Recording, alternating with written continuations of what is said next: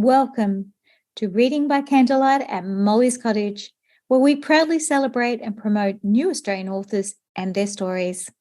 I'm Fiona Taylor, host of Reading by Candlelight, a community of readers brought together by Molly, founder and owner of Molly's Cottage, a sustainable gifting business. Molly's Cottage offer a monthly book box promoting a debut or emerging Australian writer, and their book is accompanied by selected local products complementing the novel's setting or protagonist. We hope that you enjoyed this month's chat with our Reading by Candlelight book box author.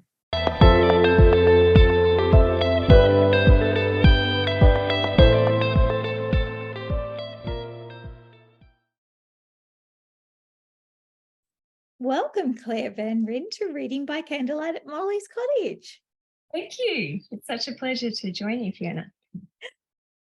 It's so lovely to have you here to talk about your gorgeous debut, The Secrets of the Huon Wren. Isn't that the most beautiful cover? You must love it. I do. I love it. It's just stunning. It's such a pretty cover, and it definitely speaks to the storyline as well. Yes, it does. And I've done my nails to match the blossoms. And I love that other people have matched it to the green tones. It's such a beautiful book. When I see it in bookshops, very often people will pick it up and only last week I said to a lady, "Oh, it's a beautiful book." And she goes, "It no." I said, "No, inside it's a beautiful book as well." And she's like, "Well, but I'm just going to buy it because of the cover." That's awesome. I have heard that a bit, actually, people just being drawn to the cover alone, which, I mean, that speaks volumes to the designer, Nikki Townsend, who just did such an incredible job of it. So, yeah, it's lovely. Now, just first, before we start, I'd like to acknowledge that I'm on the traditional lands of the Wurundjeri people of the Kulin Nation. I pay my respects to their elders, past, present, and emerging. Here at Reading by Candlelight, we're all about celebrating new voices, and so we add our appreciation of Aboriginal voices handed down for generations. Claire Van Ryn is an awarded writer who started her career as a journalist in Launceston. She's worked as a magazine editor, communication specialist, and is manager of her own content creation business, Inkling Media. Now, as always, here at Reading by Candlelight, our chats are spoiler-free. And so I was wondering if you could give me a spoiler-free elevator pitch for The Secrets of the Huon Wren. Sure. I always find this difficult because it's such a layered story. I'm sure that many authors have this trouble to just distill it into an elevator pitch, but I will have a go. The Secrets of the Huon Wren is an exploration of relationship between a very old woman and a young woman, and it's about how their lived trauma binds them together and at the same time reveals a mystery that will set one of them, or you could even say both of them, free. You deliver two wonderfully engaging and emotionally driven stories to the reader, but how important was it, or how difficult was it for you to give equal weight to both the timelines? Yeah, that's a really good question. And I think that if you're writing a dual timeline novel, it is imperative that you do, because otherwise the reader gets invested in one timeline and not the other, and perhaps is tempted to skip over one to get back to the other. And I think that the way that I addressed that was to treat, in a sense, each chapter almost like an article on its own. I have a journalistic background, as you've mentioned, and so to be able to build in that element of suspense into every chapter, so that every single time they're leaving a timeline, they are compelled to return to it with that same feeling of anticipation as the sense that they began with. So it's about having that tug always pulling you to the next part. that's how I wrote it. And then the other thing that I found was incredibly important and was addressed a lot in the editing process was to make sure that each chapter, each timeline spoke to the alternating chapter or timeline. So it might have been just a tiny little reference to a place or to a memory, or even just something subtle like a colour. But they needed to bounce off each other a little bit so that it's not such a jarring experience to enter into the opposite timeline. That's fascinating. I love that little snippet because yours do go seamlessly in between. And so that's how you did it. So you just put little bits from each one. Oh, that's clever. Yeah, just so that they kind of subtly speak to each other.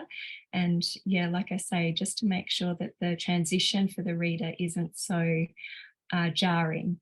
And that's I'm writing my next novel now, and that's what I'm grappling with at the moment, because it's not really easy to do. And when you start shuffling chapters in the editing process, you're faced with that, with making sure that that is continued.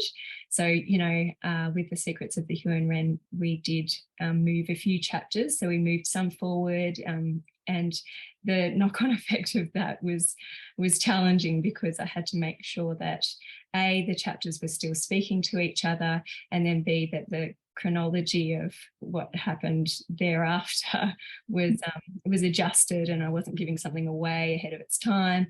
So yeah, that's part of the fun of editing, though, isn't it? I just love that. Now, our listeners always love the story behind the story. And at your recent book event in Hobart that Molly and I came to, you told a very interesting story about where this story came from. And can you share that with us today? Yeah, absolutely. My family and I, we do a lot of traveling. In 2018, we took our little caravan and zipped up the east coast of Australia. So we left from Launceston in Tassie, and we headed as far as Cooktown. But there was one evening in particular, we tucked the kids up into bed, and we were camped in Mareeba, which is far northern Queensland. And we were chatting to this couple, quite eccentric, interesting couple. And the woman, she was telling us about all the different careers she'd held down, police officer, nurse, and she was also a carer in a nursing home. And she had taken a liking to an elderly lady who had advanced dementia. And this lady had a doll that she cradled like a newborn baby, and she had this exquisite tenderness for this doll that spoke to a story much deeper than, the demonstration of love she was showing for this plastic thing. And the woman who we were speaking with, she said that most people had written her off because caring for a doll in that context, it's actually a form of therapy. It's not terribly uncommon, actually. But she developed a soft spot for her, and she just listened. And over time, this woman would share chilling one-liners like, "My daddy took my baby behind the shed." And after that conversation around the campfire, my husband and I, we went back to the van that night, and we kind of just looked at each other immediately, and we were like, oh my goodness, there is a story in that. Mm-hmm. And that basically, that was the kernel of an idea that became this book. Yeah, so that's how it all began. It's horrifying to think of what she was repeating about what that lady had said. And but you wrote such a beautiful book about it, even though it was quite chilling to listen to it at the start. And there are so many intriguing details in your book, especially in the 1953 timeline, because one of these is that Evelyn's father is a master carpenter, but also the town's undertaker. What kind of research did you do to understand what you were writing about? Because I never thought, yes, master carpenter, undertaker.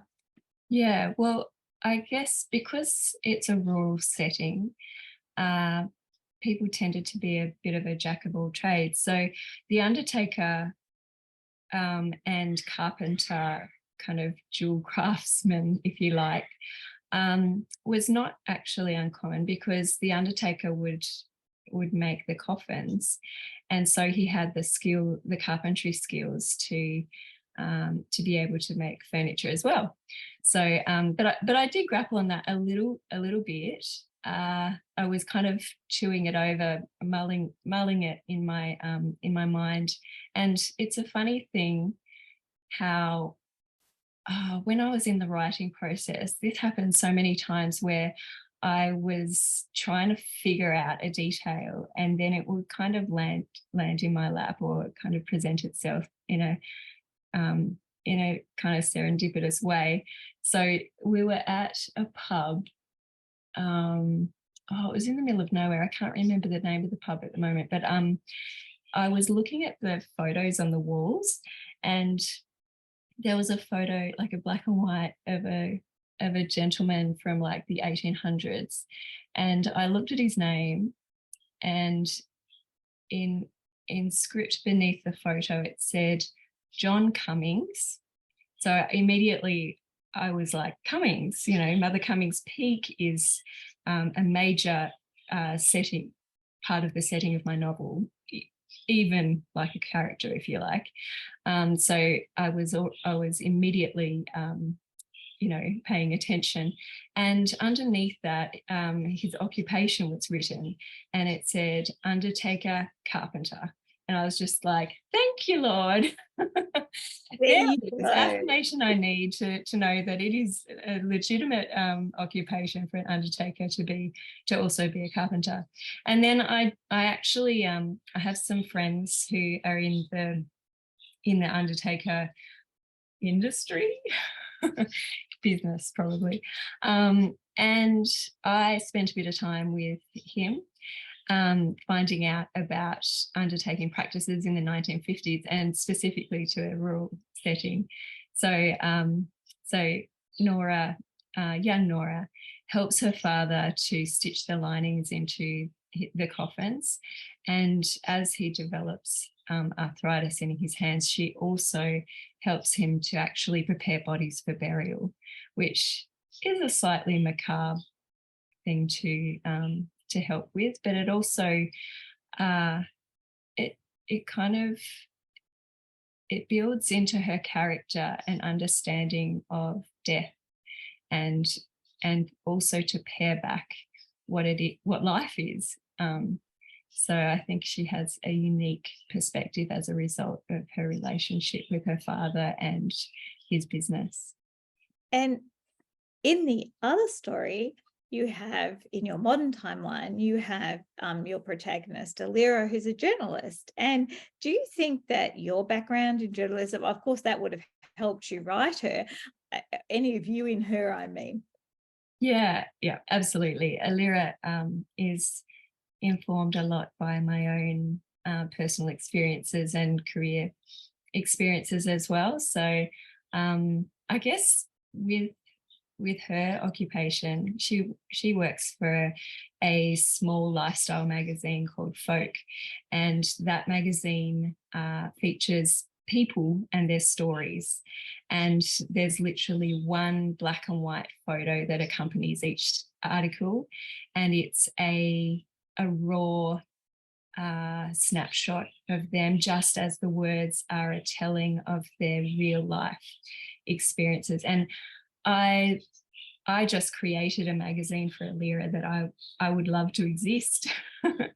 And I guess perhaps it was also inspired somewhat by the likes of Humans of New York, that kind of storytelling.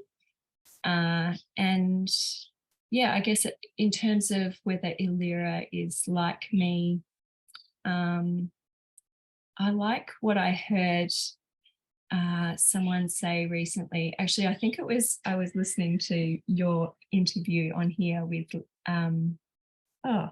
author of Lenny Marks Gets Away with Murder. Karen Main. Thank you. About how characters are a third yourself, a third kind of research, and a third imagination. I like that. And it would definitely apply to Alira and some of her other experiences as well, which I probably can't really touch on quite so much because they would give things away. And it's it's such a beautiful name that you chose for her too. Thank you. I love naming my characters. It's one of my favorite things to do. I loved naming my children. My husband's a teacher, so there were immediately a lot of names that couldn't be used when we named our kids.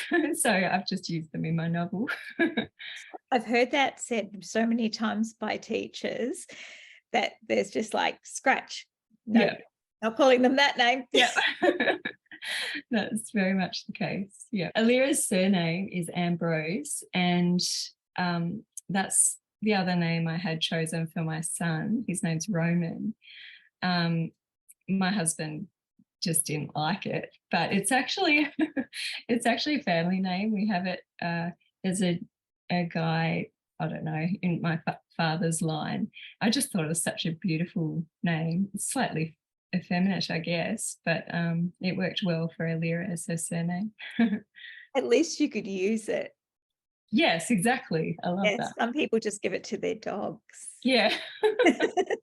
Now, as I said, you do touch on some serious issues in your timelines, and as we don't give spoilers, we're not going to talk about that.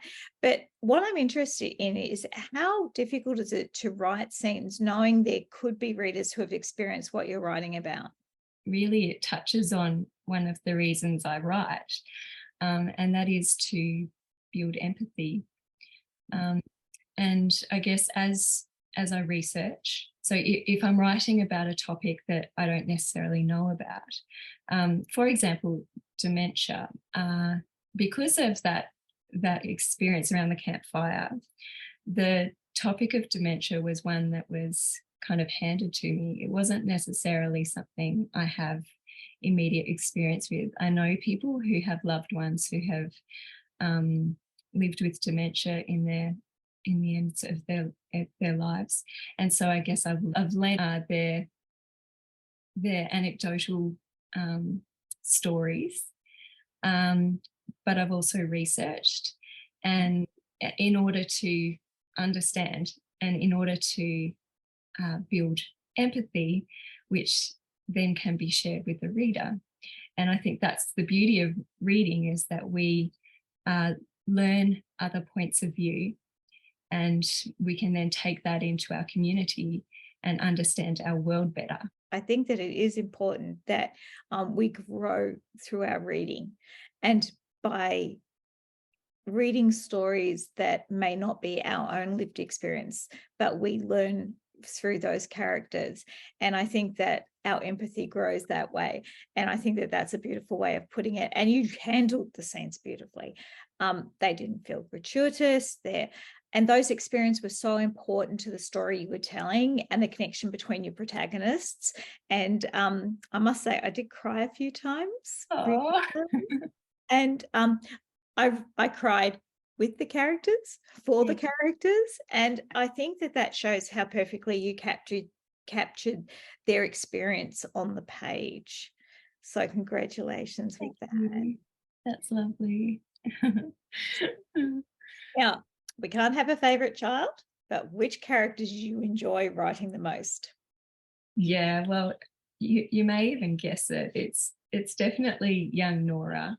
I loved writing her, and perhaps it's because through her I was able to revisit my childhood, the farmland beneath Mother Cummings Peak, and the way that those mountain ranges of the Great Western Tiers kind of brood over that setting. That is what I remember of my of my childhood, and she took me back there, and quite literally, actually. So there were quite a few times I spent time there writing in that place so that I could really capture all the details.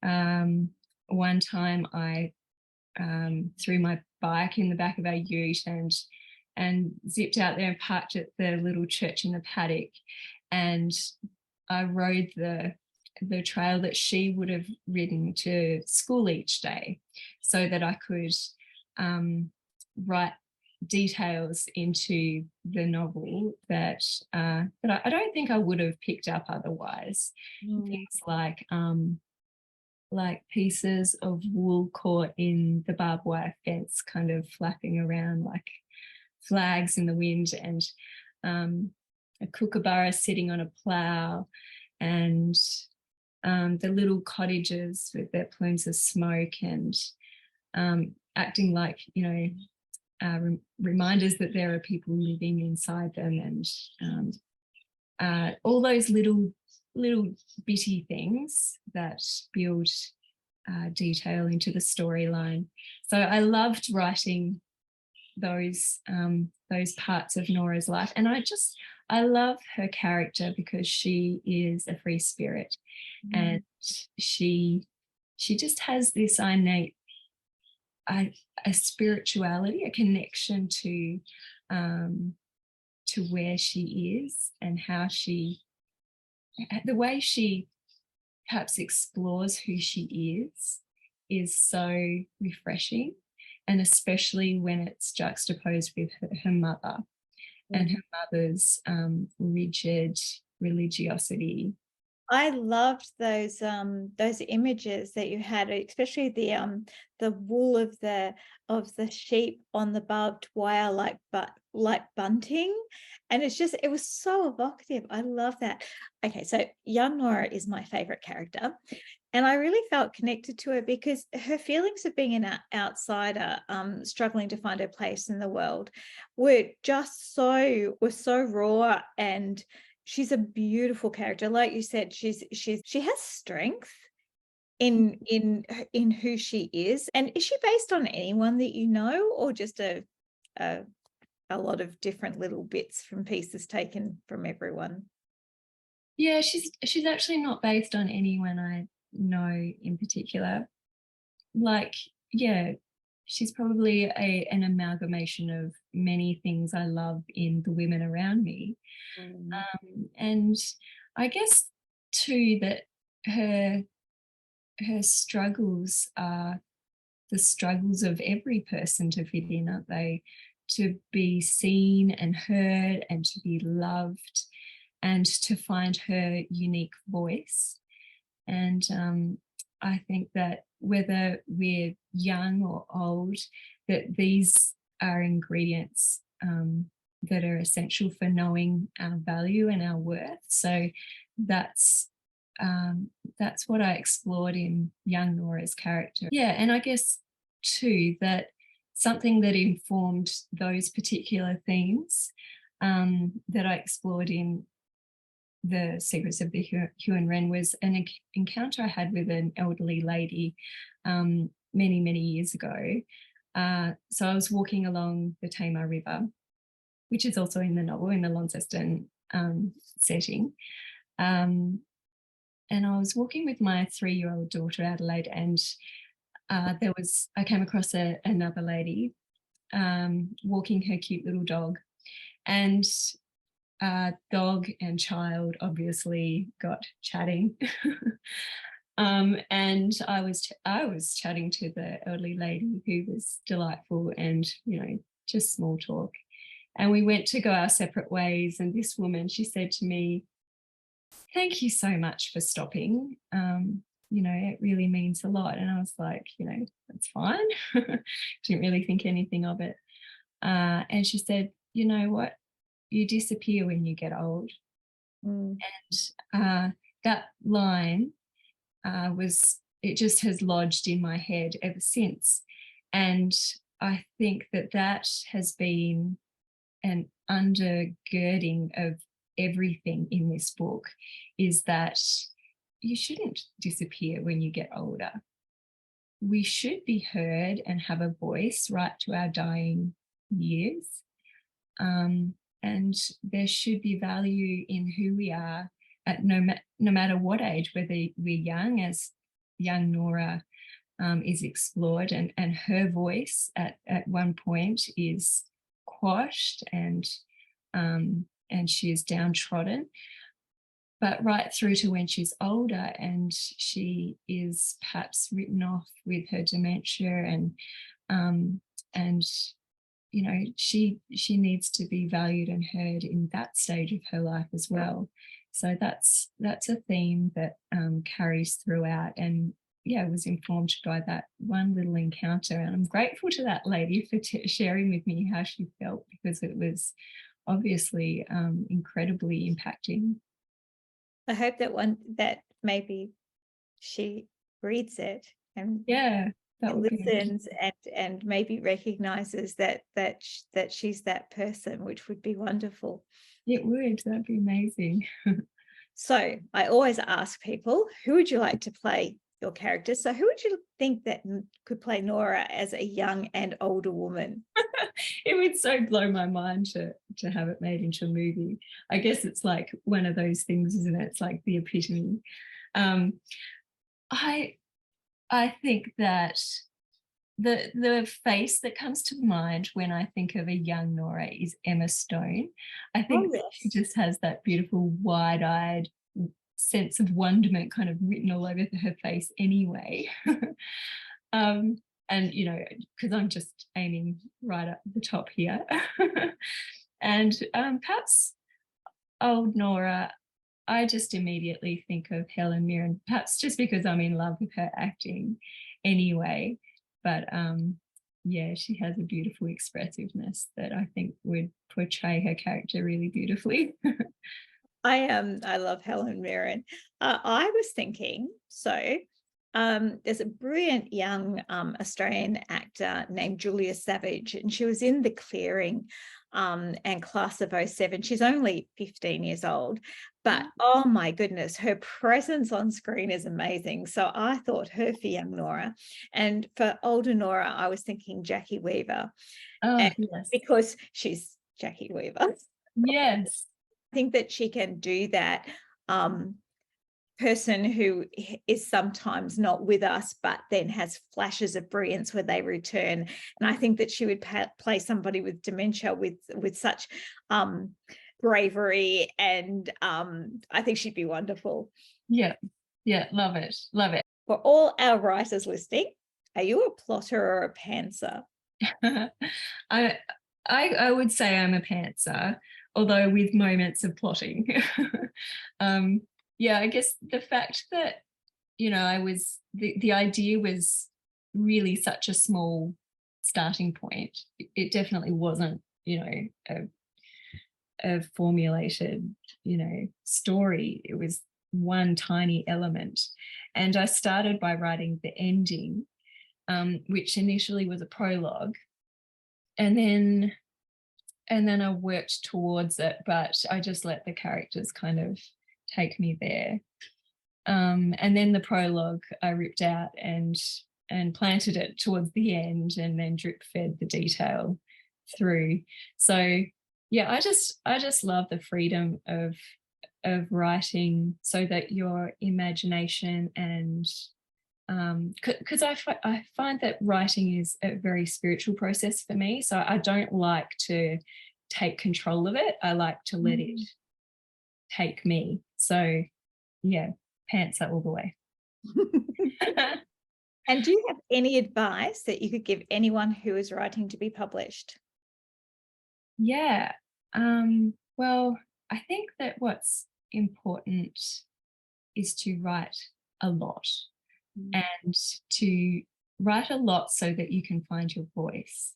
Because I guess I've been writing for a really long time before I started writing fiction.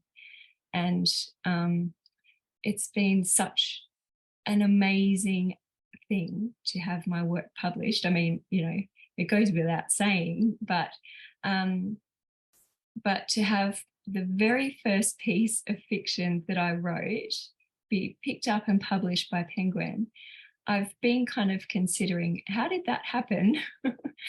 How did that happen for me?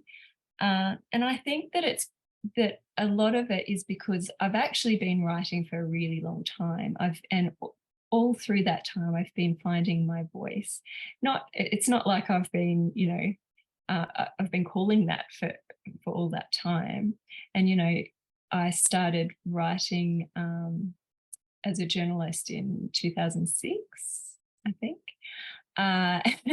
So all those years, even though I've been writing for people, I've been writing opinion pieces, I've been writing to build people's brand presence and, blog pieces and, all the different kinds of writing have helped me understand what my voice looks like and what I love to write. And therefore, when I've come to write whatever it is I want to write, it was formed, it has come together in a really beautiful, logical way. So all of that is to say, write a lot and be committed to it. So one thing that my little writers group, we encourage each other to do is to write for 5 minutes a day. So set a timer on your phone or a reminder, and instead of scrolling on social media, grab out a notebook or your laptop or whatever and just write for 5 minutes, because 5 minutes is achievable. It's like ludicrously achievable. And if you only write for 5 minutes, that's totally fine. You've done it, tick it off. And if you end up writing for 2 hours, then good on you. And that's wonderful that you've found, some kind of stream of consciousness or some kind of flow by pushing forward and just, I guess, progressing your craft a little bit every day. You will improve so very much. But oh my goodness, there's just there's so much that I have learned in this process. I could go on for hours, but yes, just write. I think that the write 5 minutes a day is excellent advice. And pressure is what inhibits creativity, I think. So when you've got this built up in your chest or in your head of, oh my goodness, I haven't done my 1,000 words today or whatever, it's just so oppressive. And I just find I can't work under that kind of pressure. So if you set yourself a goal that's achievable, then you release yourself to achieve actually much more. Yeah, I think that's wonderful advice. Now, for all our readers, can you recommend a book by an Australian author that you've read recently you would recommend? And yes, you can have more than one because everybody shows more than one. Absolutely. And I did mention her earlier. I've read Lenny Marks Gets Away with Murder by Karen Main, and it was fantastic. I love it so much. And I had read Eleanor Oliphant Is Absolutely Fine before that, and immediately saw the resemblance, I guess, in the quirky character. And I guess it's also just that insight into the workings of a different person's brain. And I just couldn't recommend it more highly. I also love a little bit of a whodunit or a crime twist.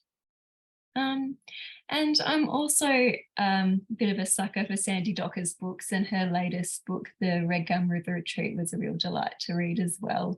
And enhanced by the fact I met her recently when she visited Tassie, so that was really lovely. She's a beautiful person. So yeah, highly recommend those two.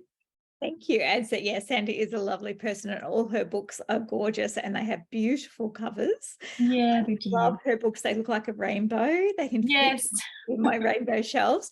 And I'm a big fan of Karen's Lenny Marks. It's one of my favourite books. Now, I'm excited to hear about your next book, which is terrible because I know we're talking about one book but you are writing a second book at the moment. Is there anything you can tell us about it? Yeah. Well, I'm finding it hard to get back into it because after all the excitement of book launches and all the kind of exposure that's happening out there, it's very hard to kind of get my headspace, I guess, decluttered. But when I get back to it, I'm about a quarter of the way through, and I've been researching a very interesting gentleman in my family tree who was a taxidermist. Wow. He worked for the Tasmanian Museum and Art Gallery, and he has thousands of specimens in their collection, and I've learnt all kinds of interesting things about him. I don't think he won't be a historical character necessarily so much as inform one of the characters in the novel. And it's a novel that also includes journey because last year my family and we did a lap of Australia in our caravan, and I want to write some of those places into the book because we just saw so many beautiful things, and I would love to give a little nod to those places as well. And so The Secrets of the Huon Wren is the Reading by Candlelight August book box, but it's already gone on sale because July sold out for Molly's Cottage. And you helped Molly choose cider as the drink and apple cinnamon as the scent. And can you tell us why and how they tie into your story? In young Nora's timeline, so in 1953, Nora's home it's kind of on a in the farm area beneath the Western Tiers. There's an orchard, and it's one of Nora's favourite places. She goes there and daydreams, and all the apple trees are named after heroes out of her favourite classic literary novels. So that's the significance of apples and apple trees and apple scents in The Secrets of the Huon Wren. Beautiful. And I love that the trees were named after those characters because they were books that I read as a teenager, and all of those romantic interests. Well, Claire, on behalf of Reading by Candlelight at Molly's Cottage, I want to thank you for being the August book box author. And I know that everyone who has ordered it is going to love your book as much as I have, as well as enjoy the treats that come with this, that complement the story. And it is such a beautiful story. It has tragedy, romance, a mystery, and when it's sold, it brings so much to everyone involved. There is some happiness at the end, thank goodness, because I was weeping when I was reading the final chapters because I was thinking, oh no. Yes, no, it is redemptive. There's resolution, I promise. And there's been so much love for your beautiful book. You've had so many 5-star Goodread reviews. There are so much support from the Tasmanian reading and writing community behind you. But not only that, I've seen it in every bookstore that I've been in lately. So in Melbourne, in Perth, in Hobart, Claire. It's a beautiful story, and I think that it lends itself well, especially to book clubs as well. And before we go, I'm just going to ask you, can you tell me about your earrings? I was wondering if you would ask. Yeah, they're adorable. They're like, a friend gave me these. They're blue wren earrings, and actually, do you know, I have received so many gifts of blue wren themed. I had a scarf the other day. I've got like all these little things sitting here. I've got like a little brooch, and like another friend bought me like this little tiny ceramic hand painted blue wren, because I guess blue wrens are just the theme of my season at the moment. So isn't it gorgeous? I'd love to see Huon wrens. I'd love to see carvings of. Oh, well. Oh, Here's one. It's my husband bought me this when I finished my manuscript. So it's Huon pine and a little bit of copper, and it's made here in Tassie. So Oh, that's so beautiful. That's so special. Thank you for sharing that with us. That's gorgeous. Oh, thank you. Now, it's been such a pleasure to talk with you today, Claire. Thank you for your time. No, it's such a pleasure. I've really enjoyed it, Fiona. Thank you so much for featuring the secrets of the Huon Wren. It's just a real joy. Thank you. Bye. Okay, see you.